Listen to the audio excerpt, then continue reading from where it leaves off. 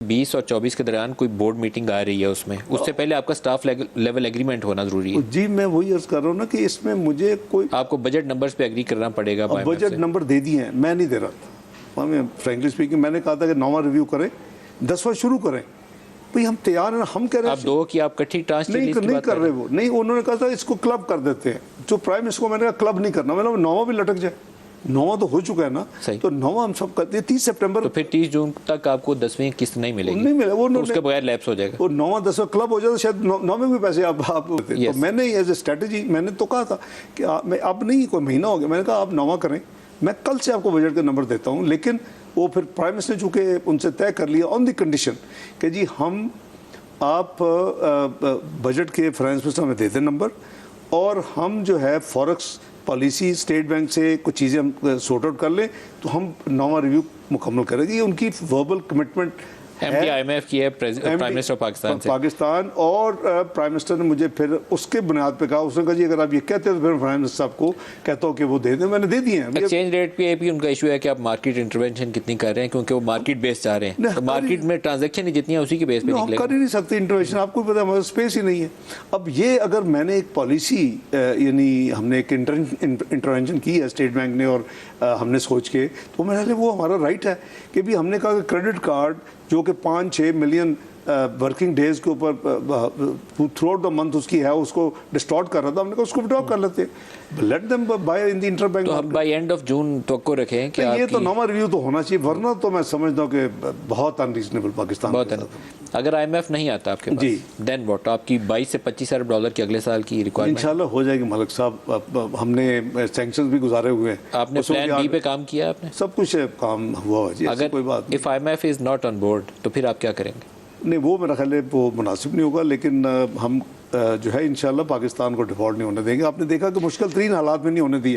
डर सब जो नंबर्स हैं उसके ऊपर तकरीबन सभी का ख्याल है कि आपने इलेक्शन देख के बजट बनाया। बिल्कुल नहीं बनाया, हमने बिल्कुल नहीं बनाया। इलेक्शन देख के को बजट होगा कुछ और होता।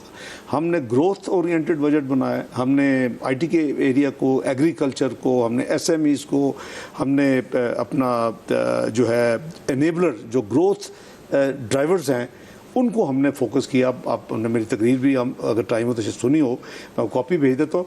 हमारा पूरा फोकस है, बिलीव मी, कि ये जो ग्रोथ है ये हमने इसीलिए बड़ा रियलिस्टिक नंबर रखा 3.5%। और अगर हम ये जो हमने जितने आज रोल आउट किए हैं इंसेंटिव्स, ये अगर निकल गए तो इंशाल्लाह 3.5 तो कोई मुश्किल टारगेट है नहीं। आपका IT और एग्रीकल्चर साइड के वो मैयर्स अच्छे हैं जी। IT को तो जितना और इंसेंटिवाइज कर सके तो आपको करना चाहिए। उनको बोले हमें डबल करके एक्सपोर्ट्स दें, वो आपको कमा के दे सकते हैं। जी जी जी। लेकिन एक इशू है कि आप इम्पोर्ट, आपने इतनी कंप्रेशन पिछले साल की जो आपको करनी थी, अगले साल भी कंप्रेशन करेंगे तो आपकी आधी रेवेन्यू तो आती है इम्पोर्ट स्टेज के ऊपर। आपसे 7400 नहीं हुआ, अब आप you are expecting around 7200 billion. जी तो अगले साल 2000 अरब आप इजाफी तवक्को रख रहे हैं, इंपोर्ट कंप्रेशन आपने करनी है, तो कैसे आएगा? मैं अर्ज कर दो चीज़ें। एक तो ये है कि आपको भी पता है कि जो आपकी वर्किंग होती है ग्रोथ की, उसमें दो चीज़ें मेजर कैलकुलेशन में, एक आपकी इन्फ्लेशन और दूसरा आपका ग्रोथ रेट। आप 21% हो और 3.5% आपका ग्रोथ रेट, 24.5% 7200 पे लगाए तो आपके 9000 अरब पैसे पहुंचना चाहिए। सर ये आइडियली है आप, लेकिन इस साल में 30% इन्फ्लेशन के साथ आप उतनी ग्रोथ नहीं ले सके। मालिक साहब 7200 भी जो है वो एक्स्ट्रा ऑर्डिनरी पीरियड में 7200 है। अगर ये मुश्किलात ना होती तो ये शायद आप ना सिर्फ 7400 करते, आप अगर आप 10 अरब डॉलर और इंपोर्ट करते तो आपका उतना रेवेन्यू ऊपर चला जाता। आपने अगले साल भी वो नहीं कर सकती क्योंकि आपके पास डॉलर्स नहीं है। अब देखिए वो उसके तो मैं खिलाफ, आपको भी पता है कि मैंने क्यों एग्जाल काटा।